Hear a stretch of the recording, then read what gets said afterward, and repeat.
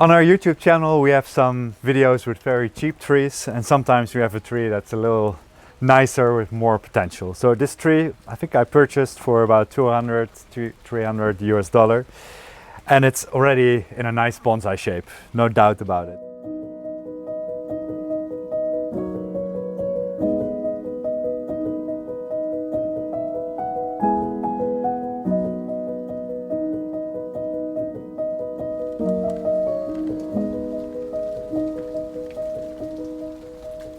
It's an imported tree from Japan. It's a black pine Kotobuki variety, and the basic shape is here, but we'll have to make some decisions, and with 1 or 2 years time also placing it in a nicer bonsai pot, we'll be able to make a nice looking bonsai tree right away.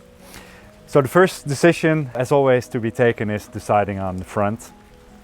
And the tree looks good from most sides, but there's one quite obvious front, and that's looking more or less at this angle. And that has to do with the shape of the trunk and with the first main branching, but also with what's happening here in the top, that there's a good branch which can shape the new apex of the tree.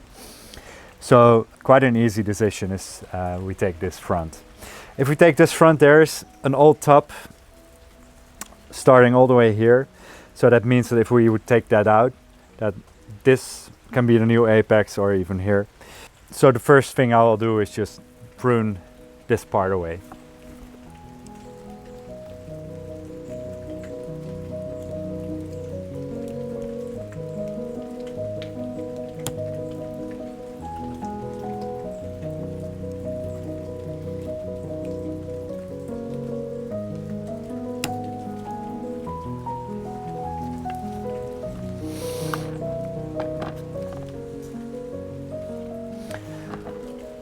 Alright, we'll continue this way. What the tree needs mostly right now is wiring and a bit more pruning, not too much. So we'll take you through the process step by step.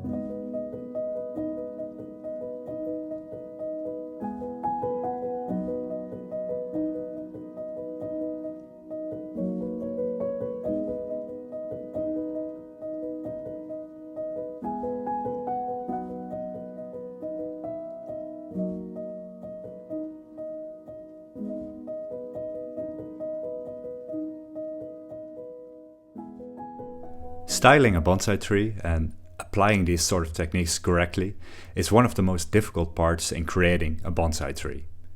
You can check out our YouTube channel for videos about these techniques, but perhaps also consider enrolling in one of our online bonsai courses. Here, expert teachers explain all the relevant techniques in detail, and as a student you can also ask questions directly to the teachers. Each of our online bonsai courses have free previews available in the curriculums.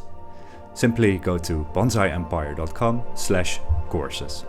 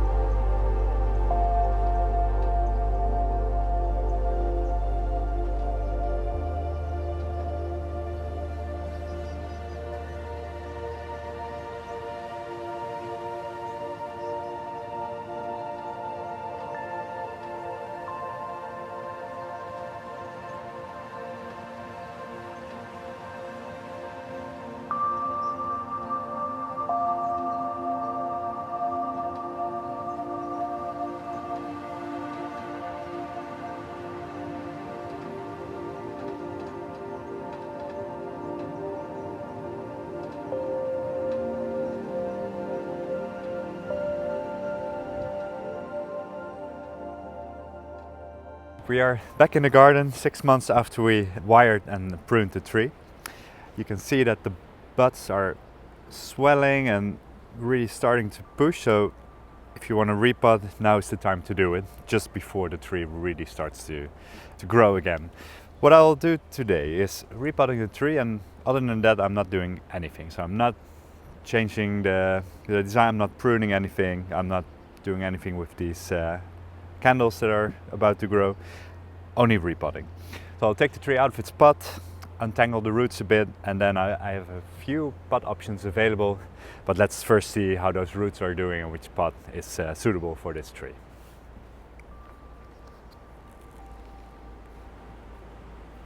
So the guy wire we used last time I can safely remove now. I'll leave the wire on for now because it's not biting in the bark just yet. Probably later this spring I'll have to remove the wire, but not now. All right.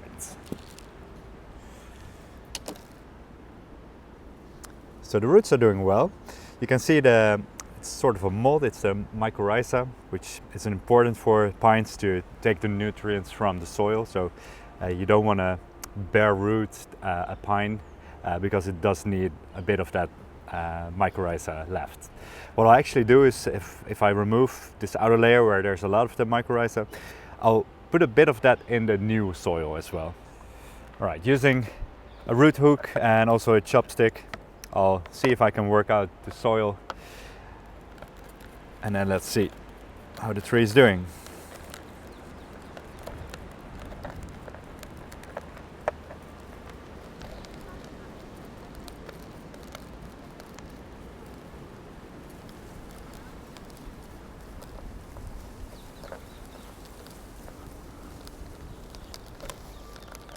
So the akadama that the tree is planted in is it broke down completely, so it's really like a clay ball right now. So it is absolutely time to repot this tree.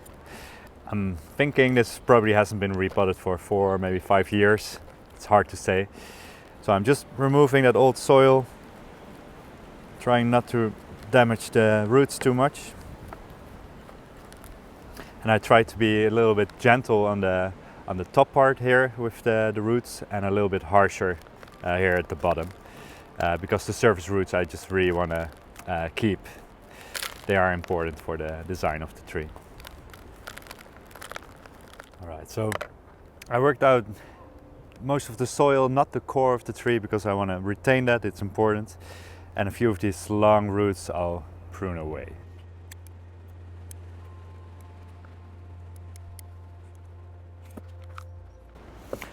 All right, then let's discuss a few pot options. I actually have 3 pots that I think might be a good size for the tree. More reddish, and a nice shallow brown one, and a bit larger, also brown. So starting with that largest pot, it easily fits in there. I do think it's a little bit on the large side. So if I still want to develop this tree, this will be a good pot because it has a bit more room for roots to grow. It's a good option, but I think it's on the large side. Then the other pot, which is a little bit taller than this one, the red one, it fits in there quite nicely. Also a bit smaller pot than the other one. So I do like this better. I also think the color is pretty nice.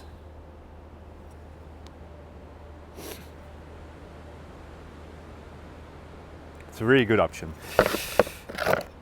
And then this pot is slightly wider, which might look nice as well.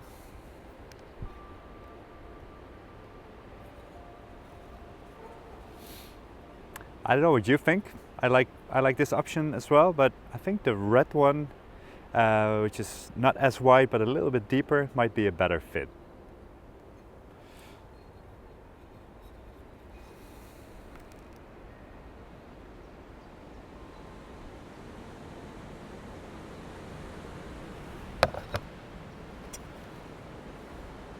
Well, I'm not so sure actually. Hard to say. Which one do you think is better? Perhaps Let me know in the comments, because I'm about to make a decision, of course. No, it's going to be this pot. I like it because it's a little bit more shallow, and I think the tree will do fine in it. So this is the pot we'll use for today. Both good options, but this is the pot I go for now. I'll spray a bit of water on these roots just to keep them moist, and at the same time then I'll prepare the pot.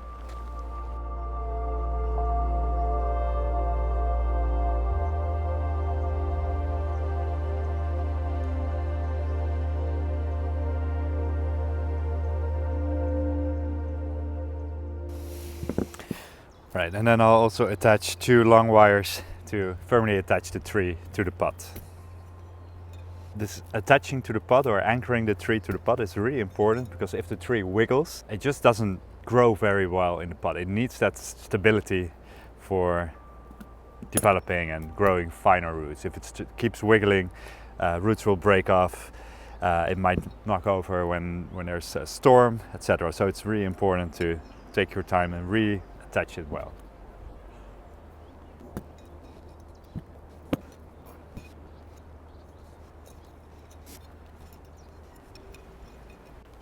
And the soil I use, as always, is an inorganic soil mix that is consisting of about half akadama and then 1/4 pumice and 1/4 lava. This is a good mix. I've had a good experience with it, but there's many different kinds of mixes, and for different tree species you could experiment with different mixtures. But this works well for me, but definitely experiment what works for you. All right, I'll add a bit of soil in the pot.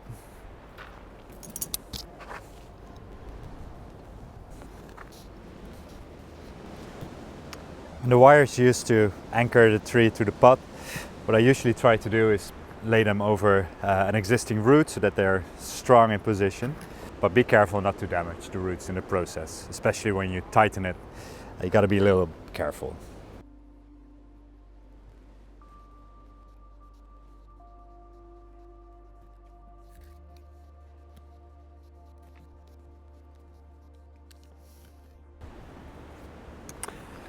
All right, and the trick with attaching these wires is to use a gin plier. Hold the wire firmly and then pull it up and then rotate your plier. So pull and twist.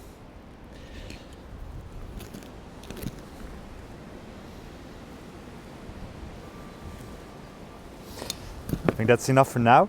I'll add a bit more soil around the roots, and then in the end I'll attach them a little bit better. All right, for the rest of the tree I use a slightly finer grain, but it's the same mixture.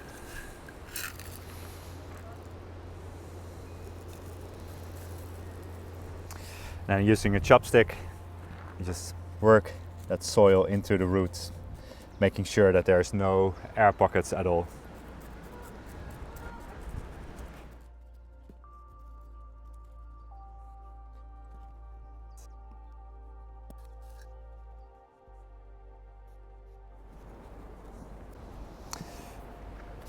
All right, you're looking at the finished result for now. So what's next? For sure, the tree will be watered right now. It's important to really water it generously so that all the dust washes out and that the roots have access to moisture again.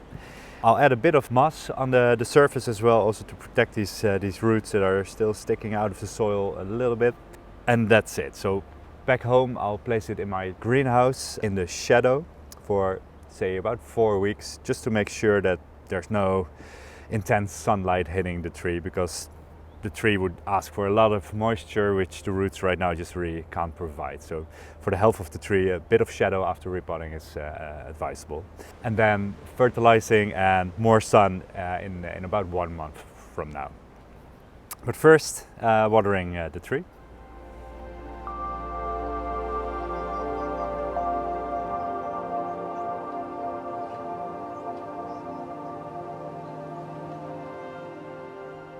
So the tree went through summer and right now it's fall.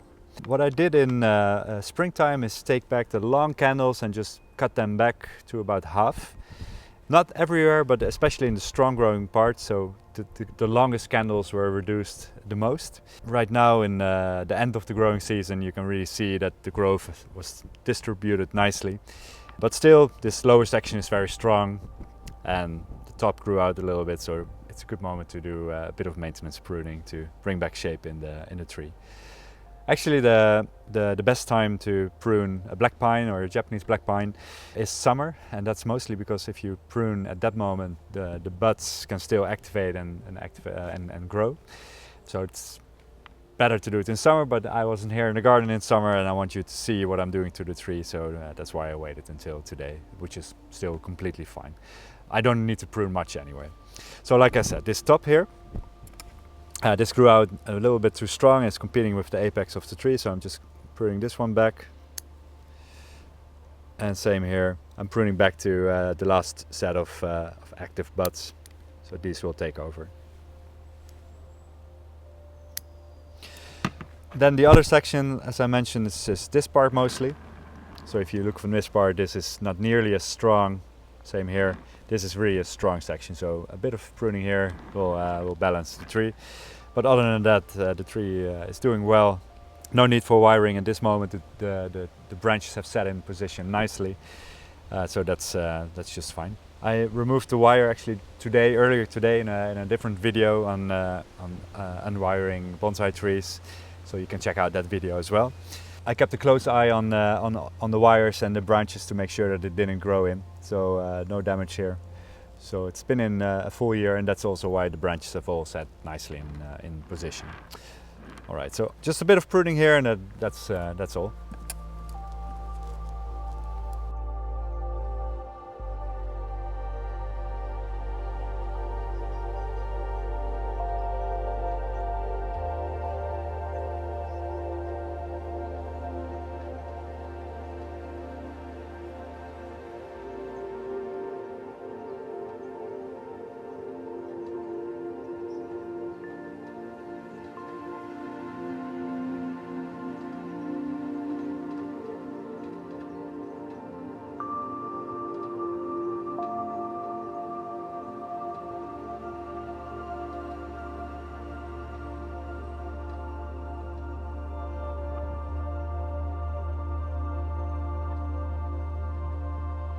Learn how to create your own bonsai trees by enrolling in one of our online bonsai courses.